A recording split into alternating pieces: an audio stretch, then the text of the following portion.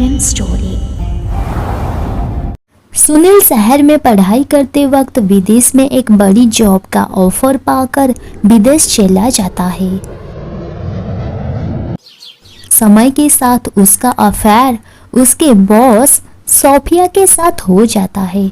फिर क्या, दोनों शादी कर लेते हैं।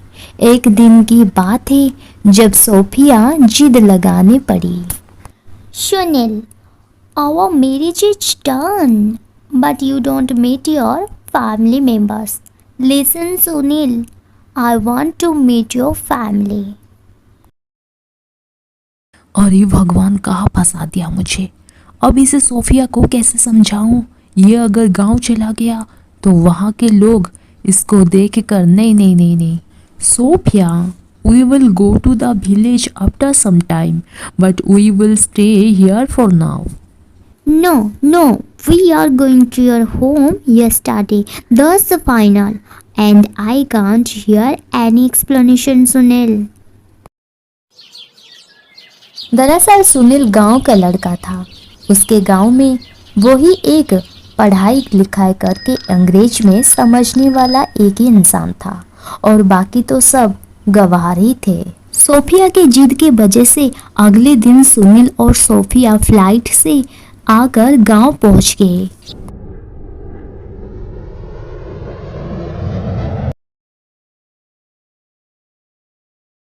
हे सुनील, इंटरेस्टिंग। इससे अच्छा जगह हमको पहला दिखता नहीं। अरे सोफिया, तुम हिंदी सीख गई? यस सुनील, थोड़ा थोड़ा। या हिंदी में बात होगा ना, तो इसलिए सीखा। फिर वो दोनों घर पहुंचते ही सुनील की माँ मालिनी सुनील को देखकर बहुत खुश हो गई और सोफिया को देखकर मालिनी बोल पड़ी। सुनील बेटवा, कितना दिन थारो माँ से दूर रहा बेटा, माँ की याद नहीं आई। मगर ये बेटवा, ये लड़की तेरे साथ कौन है? Hi mother in law, how are you? Malini को तो कुछ समझ न आया, वो बस हंस पड़ी। माँ, ये सोफिया है, मेरी कंपनी की बॉस, मगर अब ये मेरी पत्नी है। हैं? क्या बोला तू? ये अंग्रेजी मारो बहू। अरे बिटवा, थोड़ा पूछ लेता। छोड़, तू बाहर सुनता है। चल, इसको लेकर अंदर जा। पता नहीं कैसे बोले आए, मार तो करम फूट गया है। फिर जब सोफिया साड़ी पहनकर मालिनी के सामने आई, मालिनी उसको देखकर बोल पड़ी। अरे अरे फिया बहू, तू तो साड़ी में चोखा लग रही है, बिल्कुल संस्कारी। चल जा फिया बहू, मारो लिए एक कप चाय बना दे, थारो हाथ की चाय पीऊं। देखो तो कैसे चोखा लगे है। Yes mother in law, I will try. कोशिश करूंगी।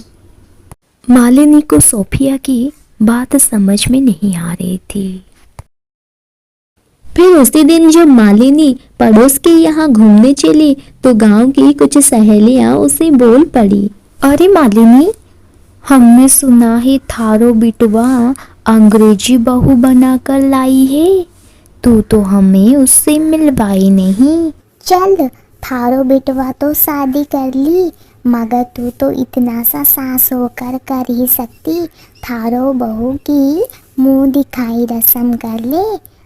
अरे दीदी, चोखा बोले हो, ये तुम्हें दिमाग में नहीं आया था। ठीक है, आज हम बहू की मुंह दिखाई रस्म कर ही लेते हैं। तुम सारो सुनो, कोई भी बहाना नहीं चाहिए। काहे के लिए? मारो बहू बहुत ही खूबसूरत है। हाँ, थोड़ा अंग्रेजी है, मगर एक नंबर की संस्कारी है। और तुम सब लोग जरूर आना आज शाम को। फिर मालिनी घर आकर सुनील और सोफिया को ये बात बताई कि आज शाम को सोफिया की मुंह दिखाई रस्म है। अच्छा सुनील बेटवा, सुन, ये फिया बहू अंग्रेजी है, हिंदी तो बस चुटकी समझती है, मारो नाक ना कटे और इज्जत के खातिर तू ना इसको 3 बात समझा देना ठीक से। मारो बस की तो बात ही ना है, मैं तो इसको समझा नहीं सकती। तो बेटा मारो नाक और इज्जत थारो हाथ में। Hey, Sunil, what was he saying? I can't understand. Listen, Sophia, you don't understand Hindi properly. Neighbors will come for a ceremony like Muh Dikhai Rasam in the evening. So that Ma was saying that I should can explain this to you properly. That's it. Listen, they will tell you first, hey, it's a so beautiful bride. Then you replied like this, you have to a little smile. Secondly, they said, do you know how to cook or not? Then you can replied, हाँ हाँ मुझे पता है. Okay, then thirdly they said, take this gift and tell me how much it is beautiful. Then you can replied it, आपसे थोड़ा कम. Yes, okay. फिर शाम होते ही सोफिया दुल्हन की श्रृंगार में रेडी होकर आई और मुंह दिखाई रस्म शुरू हो गई।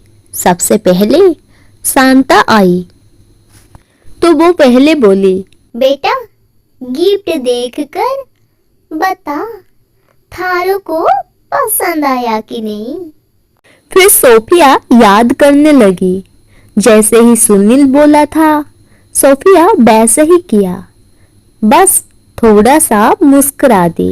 फिर सांता बोलने लगी, अरे बहू की मुस्कुराहट कितनी सुंदर है, पूरा चोखा लगे छे। फिर सोफिया को सुनील की सेकंड वाली आंसर देने की याद आई और वो बोल पड़ी, हाँ पता है। फिर जब सांता सोफिया के मुंह से ऐसे रिप्लाई सुनने पाई तो वो बोलने लगी, अरे इतना अहंकार कैसे मुंह पर बोल रही है, देखो अहंकारी बहू। फिर सोफिया को सुनील की बताई हुई थर्ड वाली आंसर याद आई और वो बोल पड़ी, हाँ आपस से थोड़ा कम। फिर सांता गुस्सा होकर बोल पड़ी, अरे मालिनी बड़ी जोरों से बोल रही थी, थारो बहू सुंदर है, संस्कारी है, ये है संस्कार, चलो यहाँ से सब। फिर वहां से सब चले गए। मालिनी गुस्सा होकर बोल पड़ी, सुनील बेटवा थारो को बोला था ना कि मारो इज्जत और नाक तारो हाथ में है, और तू ये क्या करवा दिया बेटा। मारो तो करम फूट गया है जो तुझे मैंने विदेश भेजा था, जे अंग्रेजी ना मिलता तुझे और आज मारो नाक ना कटता। माँ सोफिया गलत नहीं है, वो तो मैंने जो बोला था वही बोल रही थी, मगर वो सांता मौसी की बात करने का ढंग बदल गया तो ऐसे सब कुछ हो गया। हाँ बिटुआ पता है, तू तो थारो पत्नी की गुणगान करने में बहुत बड़ा बातें करता है, मगर एक काम तो ढंग से दोनों भी नहीं कर पाए। फिर मालिनी थोड़ा सोचकर बोली सुनील को, अच्छा सुन सुनील बेटवा, ये तो मारो बहुरिया है और तू ही तो मारो बिटवा है, मैं और का बोलूं। चलो बिटवा एक काम करते हैं, तू ना बहुरिया को लेकर विदेश वापस चली जा, यहाँ वो किसी की भाषा ना समझ पाएगी। ऐसा अगर चला ना तो मैं किसी का नहीं रहूँगा और ना ही किसी को मुंह दिखा सकूँगा।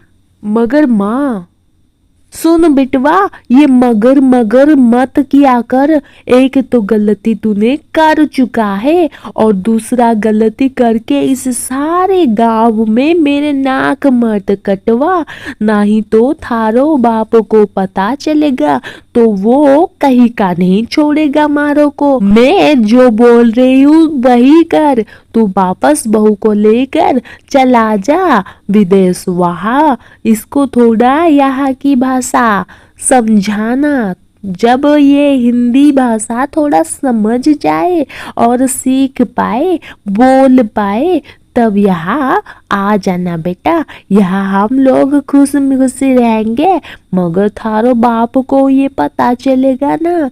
सुन बेटवा, तू यहाँ से चला जा, तू आज ही चला जा। फिर सुनील और सोफिया वहां से रेडी होकर वापस विदेश चले गए और वहां पर सोफिया धीरे धीरे हिंदी सीखने लगी।